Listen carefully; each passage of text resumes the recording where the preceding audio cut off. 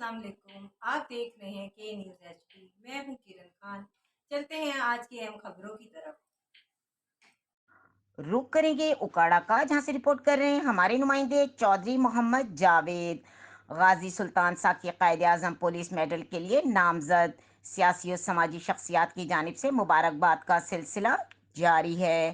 Punjab police تحصیل رینالہ خرد کی دھرتی کے بہادر سپوت غازی سلطان ساکی کو محکمہ پولیس کی جانب سے قائد اعظم پولیس میڈل کے لیے نامزد کر دیا گیا۔